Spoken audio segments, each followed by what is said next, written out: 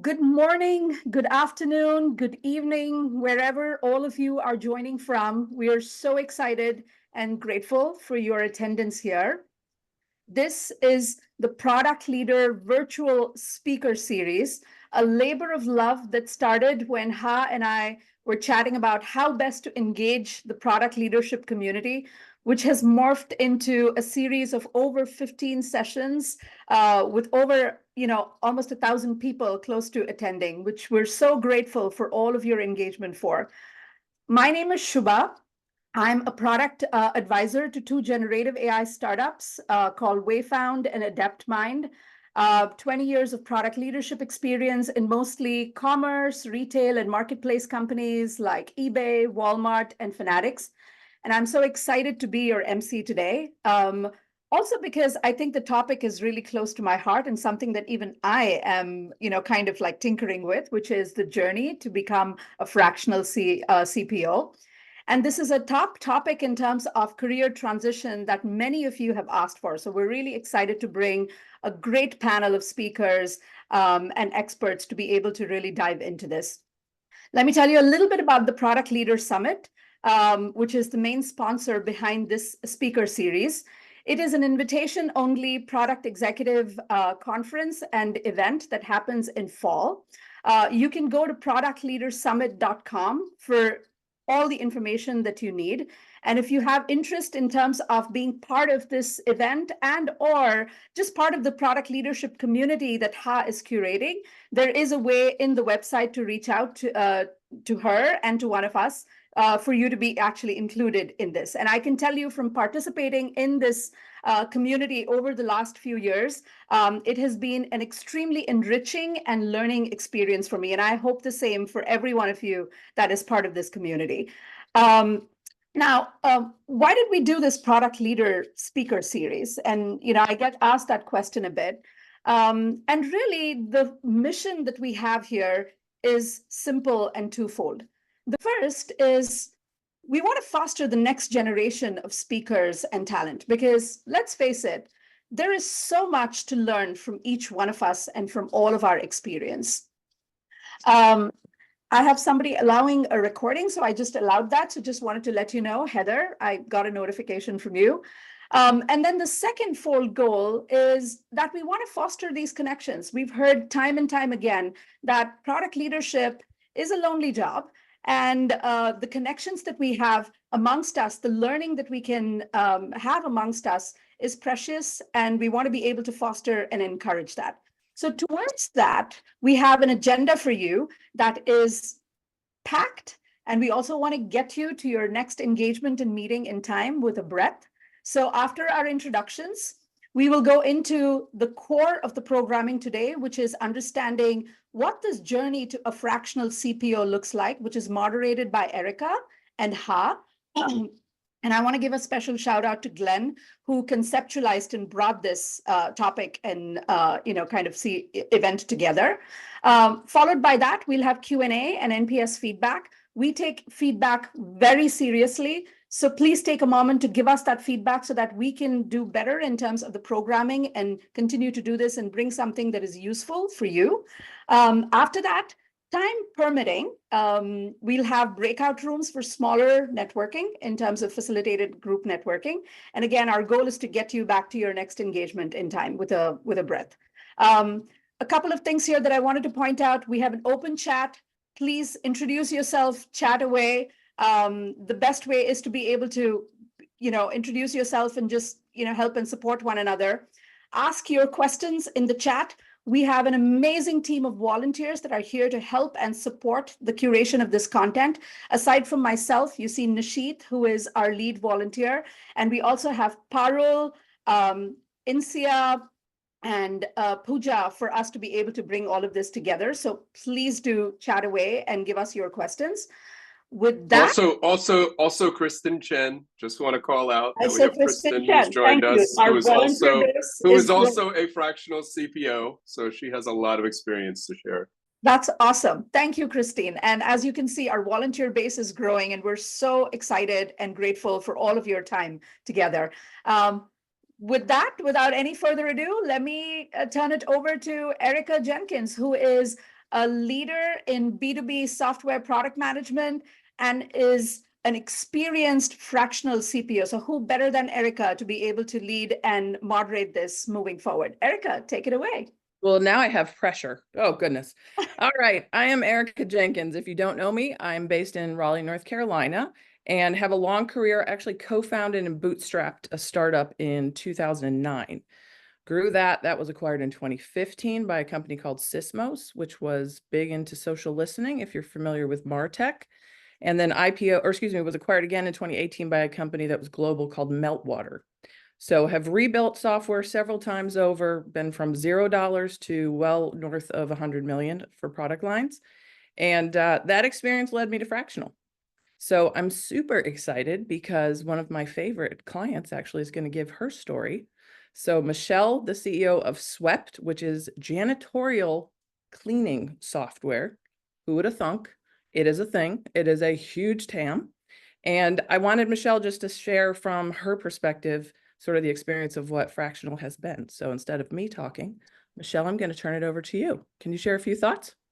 Yeah, I sure can, Erica. Thanks so much. And thanks for the opportunity to talk a little bit about our story. I'll share just a little bit of a background. So I'm the CEO of Swept Technologies, and our mission is to be in the pocket of every janitorial business owner. Yes, janitorial is a thing. Our software helps janitorial businesses, helps them clean better and helps them grow faster. So the backstory here is that I took over as CEO in September 2023. The founder stepped down. I'd been with the company for 6 years. And so one of the first things that I needed to do when I took on this role was to bring our leadership together and ask some really hard questions. So we went off site for 2 days to look at how had we been as successful as we'd been, and why hadn't we been more successful than we were? And from there, we needed to sort of reimagine the future of this business. And so we walked out of there with a strategic plan for our company that we were really excited about. But we had a brutal truth that we had to face. And that was that our new strategic plan was heavily dependent on our ability to execute on our roadmap. And we are a very small team, and we had to look and say, did we have the right roles and the right people to make this happen? So there was a lot of hard questions. And where we landed was that if we believed in the vision and the strategy, we needed to pull the right team together to execute on it. So I knew from experience that we needed really strong product leadership. But a little bit more in our backstory is that we haven't raised beyond seed capital, and that was 7 years ago. So we have been very focused on running lean and running profitable as we're trying to unlock sort of a steeper growth potential. And so it's not easy to do this. And the only way that I could really access the quality of leader that I needed was to look at fractional options. So the bet I was placing was that a little bit of great is better than a lot of mediocre. And I also was really fortunate to have this experience of great product leadership in the past. So I knew what it looked like, I knew what I needed. And it just so happened that that best example of product leadership in my past life was now also a CPO for hire, Erica Jenkins. So that led me to reach out to Erica, and after a couple of conversations, it was very clear that there was a partnership that was just made sense for both of us. And so when we think about, that was, I think, back in November, we originally connected. We talked about a small engagement to see if it was going to work for both of us. And when we talked about, how do we measure the value? How do we know if this is working? The partnership across the leadership team since Erica joined, the belief in what was possible that we thought was impossible 3 months ago, all of a sudden, because we had this experienced voice at the table, we had the strong leader at the table that really built our confidence, that was invaluable. So the buy-in from the team just got stronger and stronger in terms of the long-term vision and our approach. And it's created capacity and it's created efficiency in our organization as we start to realign our structure to our key objectives. And it's created capacity for me because Erica has that deep experience and that strong leadership style that even at a fractional level has a massive impact on the business. So it's an ongoing story. I think it's very much a story that's in progress, but I am so proud of the work that we've been able to do together. And my belief in sort of working with fractional talent, it's all about the partnership.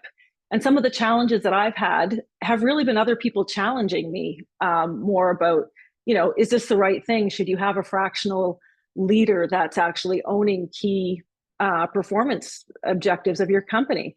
And I will emphatically say, absolutely. If you have the right partner, the right leader at the table, then there's no doubt about it in my mind. It might go against convention, but I think as the story unfolds, we hope to be able to tell you a lot more about why that makes sense. So that's sort of the story so far. I hope that's helpful and insightful.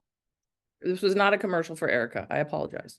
But Michelle and I do have a great, we have a great working relationship. And I think the communication and the trust, I'm going to talk about that a little further on, but the communication and trust has to be paramount at the beginning and then continue, because fractional really, it's not part-time.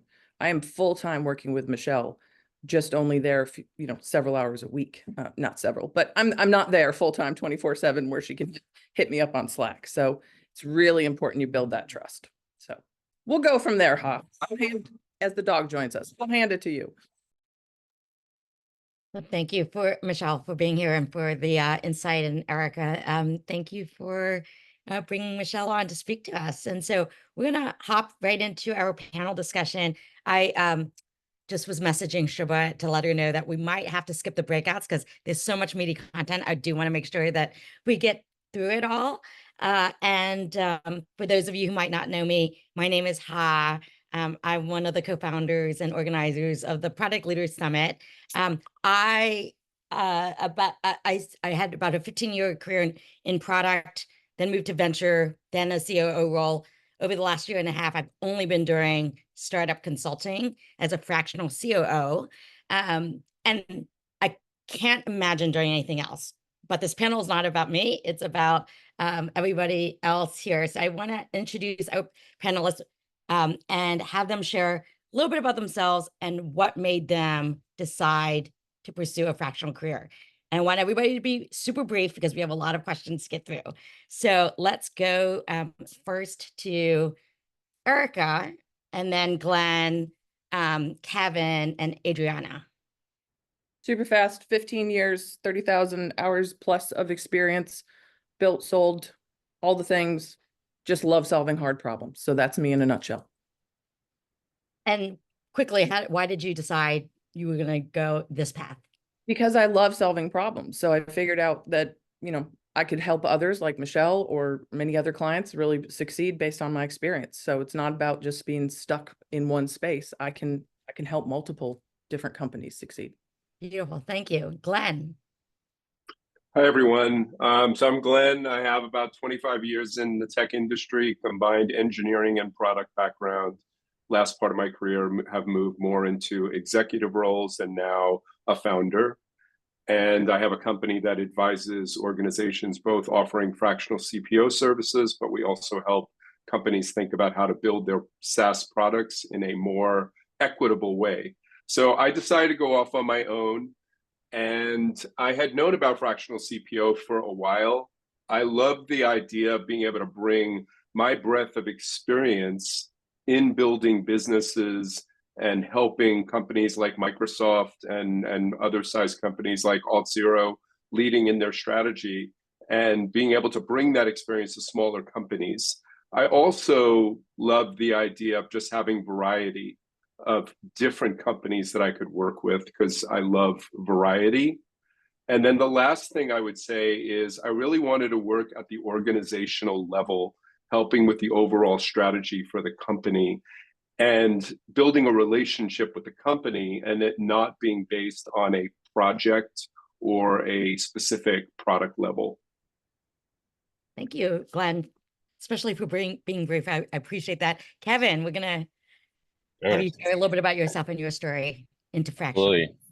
My name is Kevin. I've been 2X founder, working on my third actually right now. And I've actually always been passionate about the startup community. Somehow always found myself in these big companies. So bring kind of the both experiences. And I started to teach product, coach leaders and founders, and was always involved with, you know, the VC's accelerator program, Google for Startups, to realize that I actually wanted to work and help startups more than I actually wanted to do the big job. So I left Google and to pursue this full time, where currently right now, I ended up starting a private equity and consulting company with a friend, where we actually buy legacy companies and also do consulting for, or pretty much fractional for startups and scale-ups. So I've been doing that full time, and yeah, it's been awesome so far. Thank you, Kevin. How about Adriana? Hello, everyone. I'm Adriana. I'm originally from El Salvador, but I started my product career 15 years ago, and I've been in the Silicon Valley, Barcelona, London, and now I'm back to Barcelona. I started being a fractional. I guess my motivation was twofold. The first one was diversification. I wanted to be involved in different missions that I could be passionate about. And I guess from a life stage perspective, my kids are very young and I want to enjoy time with them. So I feel like fractional gives me the flexibility and the ability to manage my schedule. And my focus on what type of company is usually startups, because that's where I get the thrill from. Thank you. Thank you for sharing. Okay, so the way that we're going to do this is I have a bunch of questions, and instead of hearing from all of the panelists, well, we sort of decided to break out each question and have one and maybe two of the panelists sort of share their thoughts around the question. And hopefully we'll have plenty of room at the end for Q&A. So Erica, I'm going to throw at you the first question, because you've been doing this the longest, which is, how do you make this a self-sustaining career? You know, so fractional is the hottest thing right now. Seems like everybody's, you know, getting in. You know, biggest question, I think a lot of people is like, how do I find clients? How do I like make this work? And can I actually replace my full-time, you know, income today? So if you could share some of your thoughts around that. Yeah, that is the elephant in the room. So Michelle, close your ears. It's finding clients. Absolutely. So it goes, if you're not comfortable with networking, if you're not comfortable with pitching and selling yourself, I highly encourage you to even package what you offer instead of just being willy-nilly about, you know, I could do anything. You've got to have focus. And if you don't have that, it's going to confuse any potential prospects. So really understanding sales and marketing motions so that you can generate leads is paramount. That's number one for sustainability. Fear of LinkedIn is going to crush you. That is your sweet spot. That is your honey hole to go find people, whether it's outbound or you build networks and relationships. You know, I've known Michelle for years. I have a lot of other deep networks. So you have to ask for the business. You have to ask for the referrals. And I would say start short-term engagements. You know, Michelle and I started with a strategy project that was about a month long. That has now turned into over, 18 months working together into next year. So you don't just go for it straight out of the gate, but building those relationships and being able to ask for the business, you have to go out and hunt for it. It's not going to show up on your door. And do not go hire biz dev people to try to find you leads. You would be wasting your money. Thank you, Erica. I want to see if anybody else on the panel wants to just add anything to it, because it is such an important, meaty topic. And especially as you're getting started, right? Like maybe one or two of you can naturally share, like, how did you get your first client? Anybody want to? I got mine through LinkedIn, actually. I posted on LinkedIn with my intention that I'm leaving big tech, I'm starting my own company, and these are the kind of things I want to do. And it resonated with one of the people in my network. And I think the always selling thing is something I'm really having to learn. So that person pinged me and we were chatting, and he was telling me about some of the challenges they had and how he could really use somebody like me. And he said, how about we talk, it'd be cool if we talk in the future. And I was like, why not tomorrow?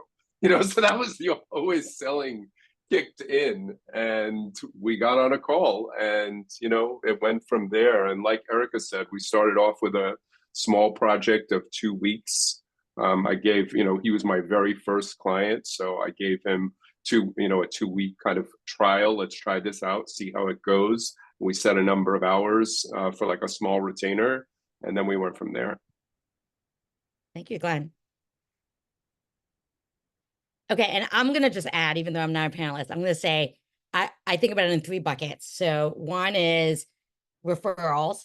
So I took a sabbatical before I started this consulting thing, and I told everybody I knew I'm starting this thing, and people would just say, oh, okay, I might know a founder, or I'm married to a founder, or, and so just tell everybody you know. The second is get out there in the world, attending events, because I've met a few of my founders by just going to events. And then my third recommendation is thought leadership. So as Glenn and Erica mentioned, you got to put your thoughts out into the world and people will find you. So, okay. With that, I'm going to ask the next question. I'm going to throw it over to Adriana. Adriana, there's some confusion sometimes, when we throw out the terms fractional. What does the term fractional mean? And how does it differ from consulting, from interim, from, whatever term, full-time? How do you think about it? So I think that fractional, when I started doing fractional, it was a mismatch, I guess, in what the startup could pay for my salary. And therefore we said, okay, so this represents 60% of my salary, then let's agree on 60% of my time. So then I ended up being a part-time CPO. A product consult, I think of this in a continuum of engagement, I would say. Like, if you're a product consultant, you're very hands-off. And I have been a product consultant and a product advisor. It's very hands-off. You're there to suggest, you're there to identify opportunities, but it's not in your hands to execute. As a fractional, you are hands-on. It's just like a part-time. And I guess that the interim is a different flavor to the fractional, because you're still full-time, but it's for a finite period of time. That's how I see it. So from an engagement perspective, I think both fractional and interim, I would see them as the same, because it's very executional, I would say, and you're on the hook you're accountable for results. Thank you. Thank you for sharing. Glenn, I'm going to just ask you the next question. You can feel free to add to what Adriana said, but let's talk about pricing, right? So that's another big question I get a lot, which is, how do we even price for this? So as you were getting started, how did you think about pricing for your engagements? Okay, so first I'm going to add something to what Adriana said. So one thing I've seen as a difference is when somebody's hiring a fractional, they're thinking of an executive that is like a virtual member of the executive team. That's a huge difference from the other types of disciplines that are out there. So that I think that's a key differentiator that I've seen. And like when companies are looking at fractionals, they're like, I want an executive.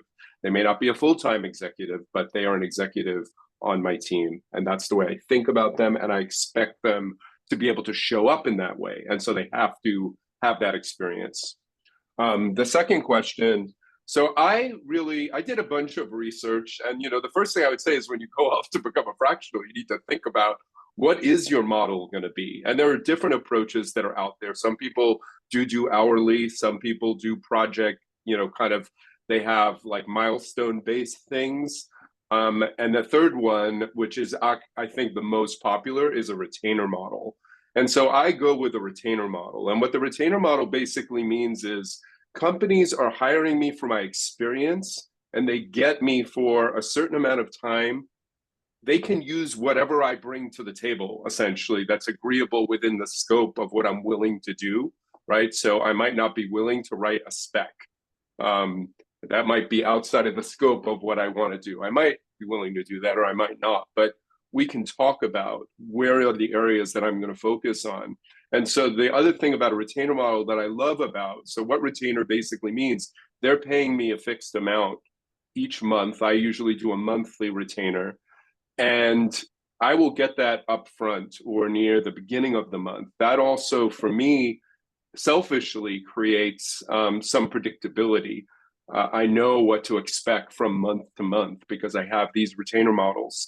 The other thing I love about the retainer model is often it's a use it or lose it, and it puts a sense of urgency and fire under the leadership's butt, that they have to make some decisions about where I'm going to invest my time. Because when you get brought in as a fractional, and like depending on the engagement level that you come in on, which will determine how many hours you're engaged with a month, you're going to then just have to make some decisions about where you're going to focus your energy. And that's usually not a one-way conversation. That's going to be a two-way conversation. Getting agreement on what is most important to the business and where you can add the most value. Anyway, that's why I love the retainer model. Thank you, Glenn. Erica, do you have anything to add? I know you've been doing this for a while, so anything to add around sort of pricing or or structuring the engagement or different types of engagement models? We could spend a whole hour on this topic all to itself. It took some fine tuning, honestly, and even with my relationship with Michelle, we've kind of piddled with some different potential ideas around that. I'm with Glenn though. The retainer keeps it consistent. I know a block of time. I know how much I can take on other clients. I've made a hard and fast rule. I will not take more than 2 fractional clients at a time. So, and I generally will structure 2 days a week for each, because I don't have the headspace. I want to do great work. I don't want to do half-ass work. Sorry for my French. And I put it into the chat, but when it comes to talking to clients and my packaging of what I can do, I ask a really poignant question. Do you want me giving you advice about the business? Do you want me on your business, meaning I'm giving you my experience and you have to go do the work? Or do you want me in the business actually driving change? And that will help decide like what level of service I can provide. So that's a great kind of kickoff for you. Instead of saying, what do you need? It's which of these things are you thinking about? And so I use that as a guiding tool to figure out pricing. Thank you, Erica. Anybody want to share their actual rates, engagement rates? Anybody feel comfortable sharing? I'll share a range. I'm not going to share an actual. Okay. If it's a long-term engagement, 12 months plus, it's around $275 an hour, which bolts out into, do the math there. If it is a short-term engagement, it's anywhere from $350 to $650 an hour. So due diligence, on the business. If somebody doesn't want to pay it, that's okay. There's But you don't charge hourly. You actually do a retainer, and you sort of then I'll do. Correct. Yeah, I will do hourly occasionally. So okay. I put it out to a few like GLG and things like that, where you're coming in as a subject matter expert. Those networks are great for those little one-off pings, little honeypot money. But consistent contracts, I've built and done a lot of things. So I stand on my background. Mm-hmm. Thank you for sharing. I'm going to just share mine. So for my first client, I quoted him $25,000 a month for 25 to 40 hours. And anywhere in that range. I'm not capturing hours at all. Like it's going to be in that range. And then, so that's how I've thought about it, which is I actually have 2 to 3 fractional engagements going on at a time. I probably work more than 40 hours a week, so I can sort of, I work up to 60 hours a week, and I'll bill for all of that. So I might get 25,000 from one client, 5,000 from another, 10,000 from another. So that's how I make this business work. Okay, I'm going to ask the next question to Kevin. So Kevin, share a little bit about like how you get the support that you need when you go into an organization, right? So you're the outsider coming in, like, maybe the founder or the CEO hired you, but how do you build sort of the relationships within the organization? How do you sort of work with the teams, especially given that you're, part-time, you're external, you might not have built that trust and that credibility yet within, the organization. So. Absolutely. This is my pleasure. So I think that's where fractional is so interesting, where you are engaged and continually engaged, and just not, for a 3-month period like a consultant would be. You don't just provide a pitch deck and then leave. You are actually going to be owning some outcomes. And I think that's really interesting. So for fractional, for me, especially coming in at like say 5-10 hours a week, I can cut the noise and focus on getting shit done without the internal politics and Game of Thrones, which actually is incredibly important for building alliances, right? I'm not there to steal your job. I'm not there to, fight over anything. I just need to get an objective done. And it helps me be really, really blunt with the teams of, I'm trying to achieve this thing. How can I help you, help me, etc. Right? You get to the point much faster, and really find a really nice balance of making allies really quickly because they don't see you as a threat. And I'm not there to just throw things over the fence. I am going to own it. I will be here, for a set number of time. Usually these engagements are much longer than probably like 2-3 months. I am in here for the semi-long run, and I am also here to either find the replacement for actual CPO or help you find that person, right? So I'm not, going to be hired, or I don't want to be here myself because I'm actually helping multiple different companies, and that actually makes this a lot easier as people don't feel defensive. So for me, I find that is really helpful, being really blunt, going into solving a problem. Like Erica said, it makes the job so much easier that you are still there to own the outcome, but you are not a threat to anybody. Does that make sense? Yeah. Thank you, Kevin. Anybody else want to add to what Kevin said, or do you approach it any differently? I'm upfront that I do not ever want to go full time. It would have to be a unicorn that I was so invested in. Michelle and I have joked, other clients have joked, oh, well, next year when I get you in budget, nope, sorry, I'll find my backfill. I'll find you the right person. But I love what I'm doing. I get to control my own destiny. Mm-hmm. What I'll add to what you just said, Erica, is that I also don't think that fractional needs to be short term. So the first 3 clients I signed on board, I'm still involved with those 3 clients a year and a half later. So, and I've even said to them, like, we can continue to work together forever. It's just that you should just, know that I have other projects, other priorities too. So I'm not dedicated to you, but let's work together forever. As long as you want me here, I'm here. So, and that actually then I find reduces the need incredibly to have to go and do business development all the time. So that's what I love about this role over consulting, where consulting kind of can feel like, oh, it's a short-term project. It's 3 months, it's 4 months. And then so you're constantly having to feed the wheel. I'm happy, with my existing client base, let's just work together for as long as you need me. And then sometimes the engagements can scale up and down depending on the client needs. And so I have one client that's in education, and it's a very seasonal business. So summer, she reduces my scope. During the school year, I'm sort of full on again. One client, of the 3, moved from fractional to advisory because he had to reduce his burn. So again, I think that the nature of this work is that, and this is a message for founders too, which is we can scale up and down, based on sort of what you need. I do find, however, that as long as you do a good job, like they actually want more of your time, not less. So.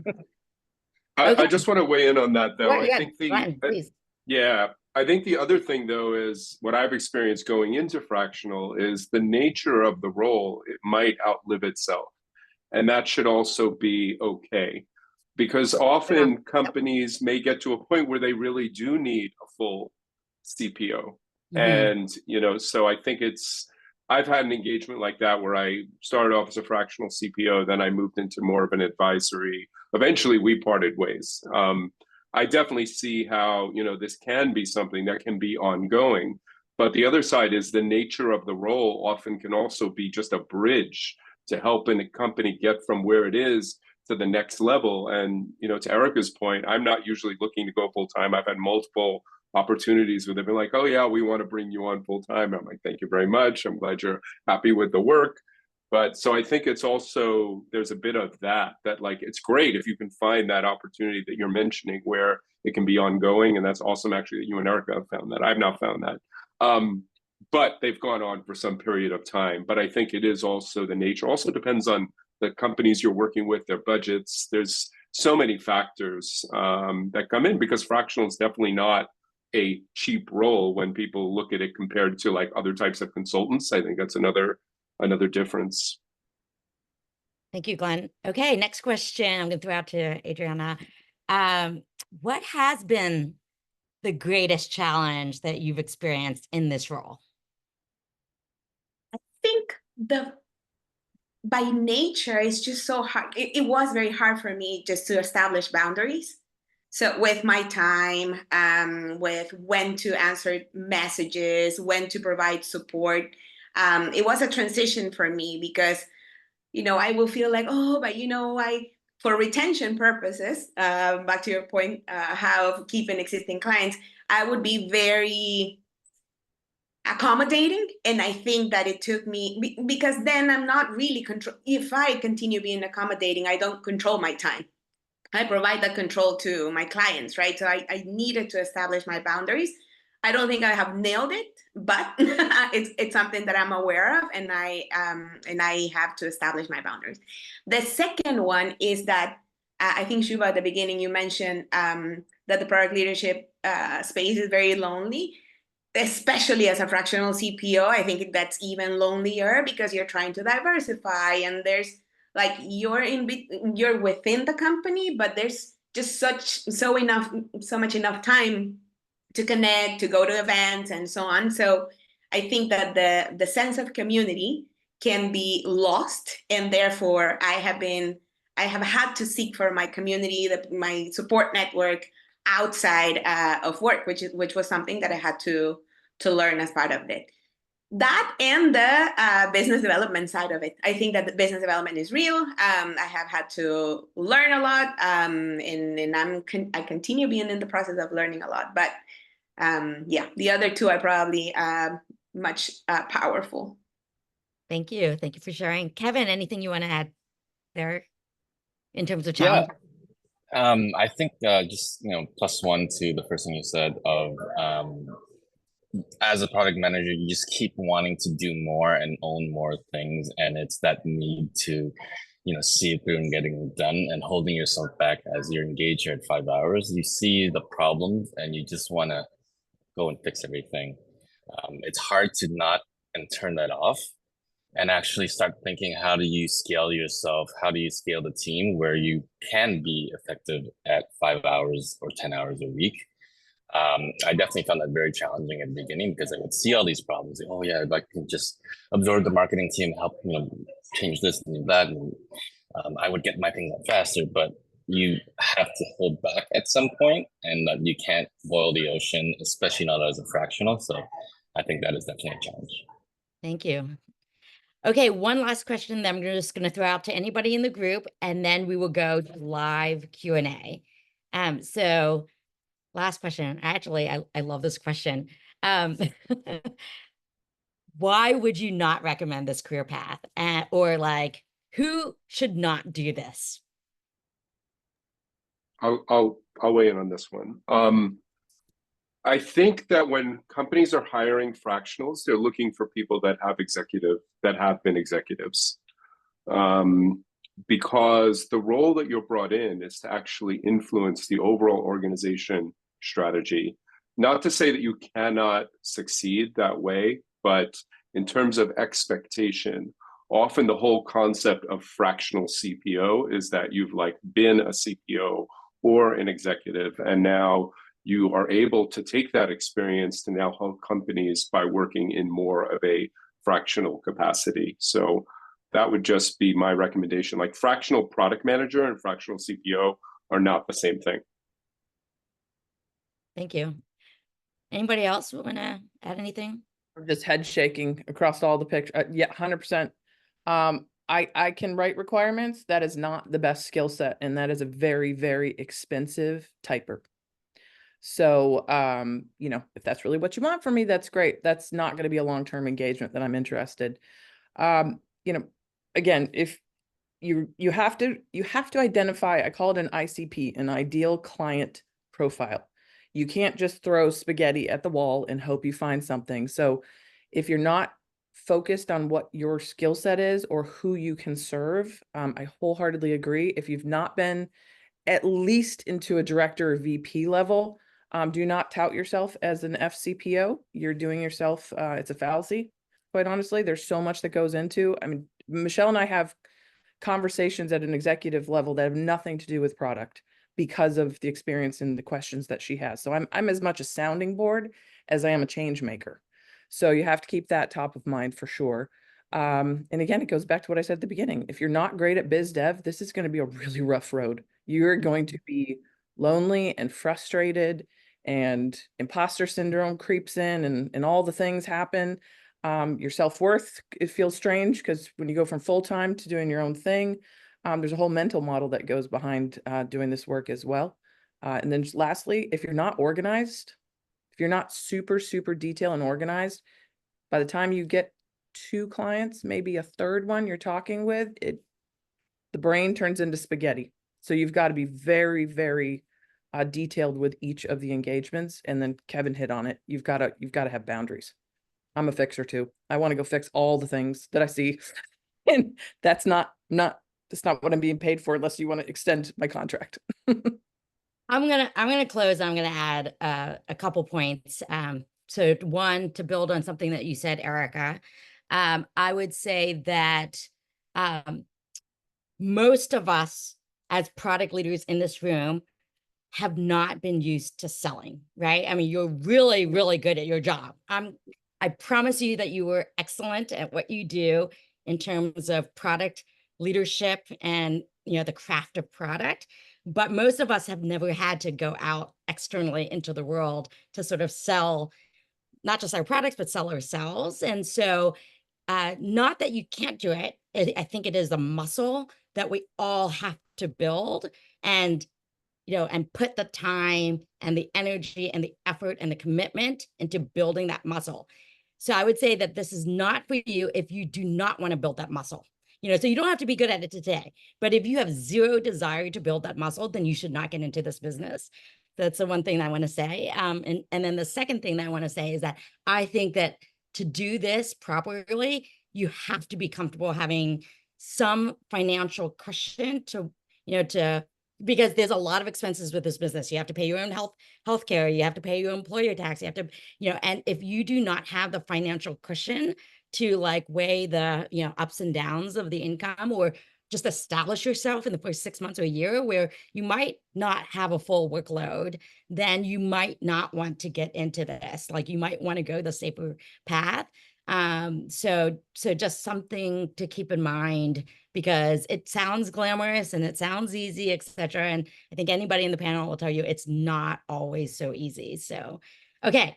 With that, I'm going to open up to Q&A. Kristen, if you want to just come on camera.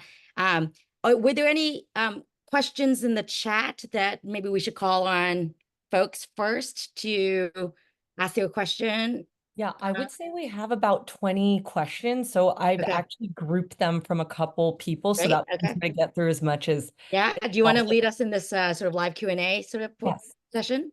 Yes, happy to. And I'm sure if folks want to still submit questions, we can maybe figure out a way to get them answered. And please do introduce yourself as well, Kristen. Oh, yes. So hey, everyone, I'm Kristen. I'm super excited to be here. I transitioned into fractional work about a year ago. Had the serendipity of meeting Ha, joined Sidebar, and then met Glenn through that. And now I'm here. I worked at a couple different large tech companies, LinkedIn, Pinterest, SoundCloud, Twitch, and then some small startups, and have really enjoyed kind of the roller coaster of getting into fractional work coaching and advising. And I'm still trying to figure out what to do to next. So with that, we had a lot of questions, so we'll try my best to get through them. I think first, there were many questions about, what is that actual work like? Look with your clients, do you find yourself working on more leadership initiatives or more hands-on product work? Do you have direct reports? And how do clients really measure success in those roles? So maybe if one or two folks would like to answer, and then we can move on to the next question. I'll answer. So my first fractional CPO gig, I really was positioned as a CPO. I was CPO on the website. I had reports. It actually did not work out great because in this particular organization, there were so many consultants, and setting boundaries, I think, is just so important. I think if they're full-time employees and they truly are reporting to you, where you get to really impact and do the justice of being a leader, because I think that's the other thing, especially if your hours are really limited. Like, are you going to actually be able to justice to the people that are reporting to you? I think dotted line works better, actually, than, fully reporting. But yeah, that's been my experience. I have had the right reports, and I think it probably also depends on their seniority and how many you have as direct reports. But yeah, I was part of the leadership team. I was part of the pitch as well, as they were fundraising. So that's another selling point, right? As part of the fractional, they want to have an experienced leader as part of their pitch. I think it's doable, but it perhaps it also depends on how much time you're spending on a given contract. So definitely part of the conversations to be had. I have done a lot of strategy, and I have also done, hiring outside of product, hiring for my successor as well. So, and execution, especially on the execution side, putting the right processes in place for an agile delivery as much as possible. Great, thank you. And as a follow-up, we also had a couple questions about, what is the right time to join a startup as a fractional? Think about size, org, funding around product development, and, from a founder's perspective, what is that right time to bring them in? And related, when you're looking at your clients, do you see, patterns around the size, stage, funding, type of products? What's that ICP for you? Ideal client profile. I'll bite on that one. 2 to 10 million in ARR for me. A company that really wants to scale, that has some product operations problems, issues. I know I can come in and that's the first thing I can focus on. Get the development moving, get the culture going. If I have to hire somebody in, I can do those types of things. I stick with North America, specifically Canada and the US. I will not play in anything fintech, anything crypto. So I'm very clear on the types of companies, and I won't work for an asshole. So you gotta come up with, who do you enjoy doing work with? Bottom line. Maybe I'll go here next. For me, I find myself in a lot of inflection points for a startup and scale up.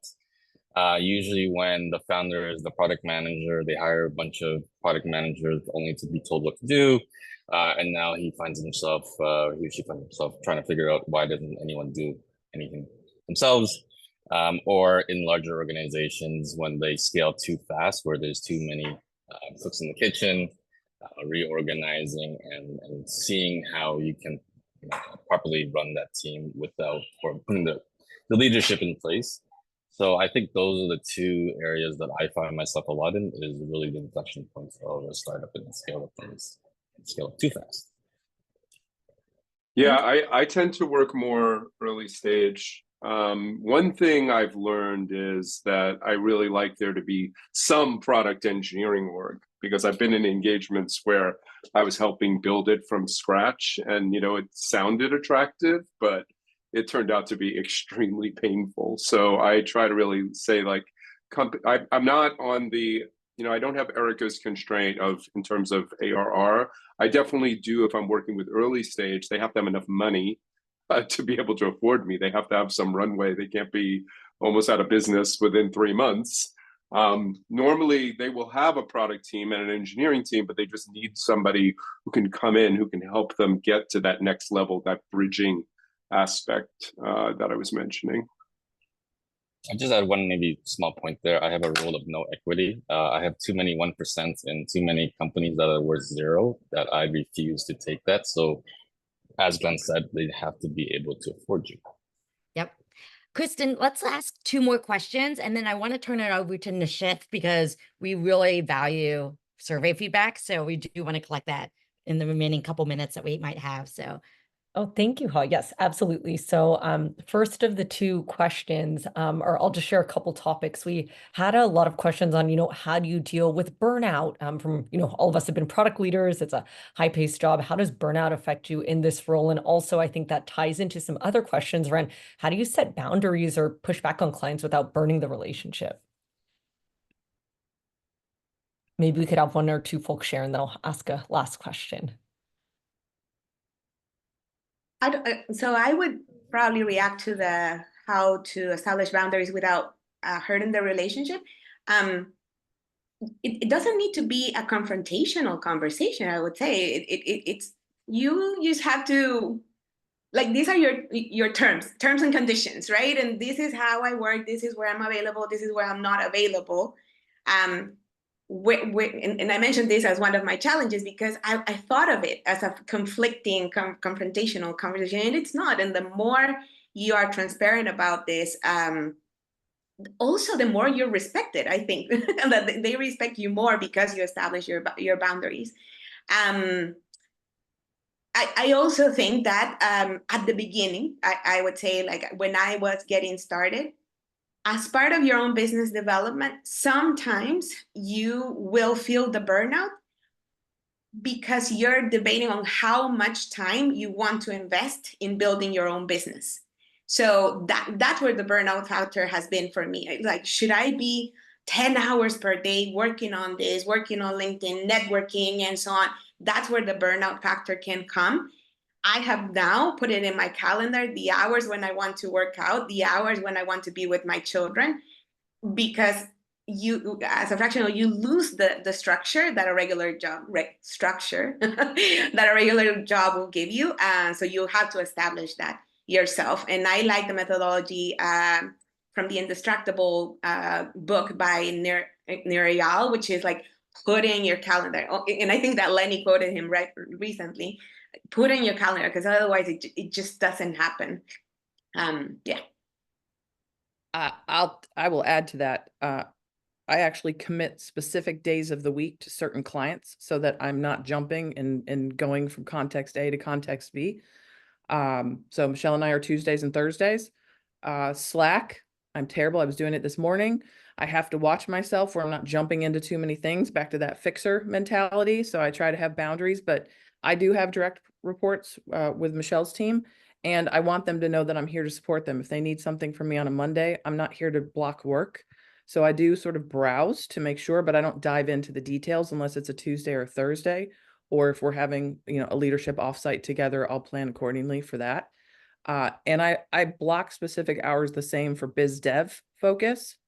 And Fridays generally are I'm going to do whatever I want day. So you don't have to crush yourself all week long, but you do have to focus when you are spending time. And I do not work 65, 70 hours a week like, I did that full time. That's partially why I don't want to go back to full time. most people don't, but that's okay. I think it's a you thing. Maybe one last thing I'll do real quick. Kevin, I'm sorry, I'm going to cut you sorry. off. I'm sorry. Because I do really want to have one last question, and then I'm going to go to Nishith. So apologies. But any of you can contact any of us on the panel at any time for follow-up questions. So one more question, Kristen. Okay, last question. We had several questions around, how do you kind of network, find community? Since you're on your own, no longer part of a company, and is there a Slack group for this community to stay in touch? Kevin, do you want to take that one? I'm gonna take this one, Kevin. I will say that I haven't really found much success, and maybe the panel can add on the communities. I've been in a couple. I haven't found any work there. My most successful has been working through accelerators, VCs that have referred me after doing a good job. But I have not found any success in communities that you post your picture or whatever it is and they will contact you. I haven't got a lead yet, so I don't know if anyone else has. Yeah, I've had similar. I mean, there's communities I haven't joined because I just got a lot of feedback. I won't name them, but there's ones that have our title name in them, or part of it. And I just heard that it hasn't really been like, time is money, and it hasn't really translated. But there are some communities I'm in where they have fractional channels, which I have found beneficial. I mean, in Sidebar, more for knowledge exchange. They haven't yet led to anything, but I at least found like I'm learning things that I can take away, etc. But yeah, I think a lot of it. I think I'm very skeptical of those services.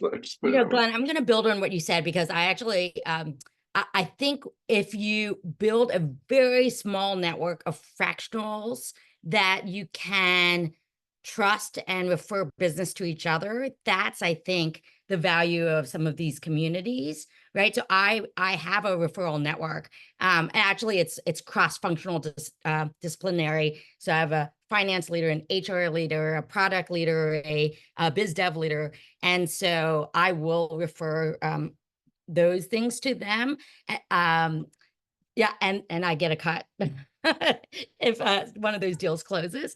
And I will say that I met a lot of them through like fractional communities or other communities that I've been part of, where we've gotten to know, build that trust and that relationship, that I feel very comfortable making that referral. And it's an extra source of income for me. That's a bonus. So, okay, with that, we could go on forever. I know that this panel could go on for another hour.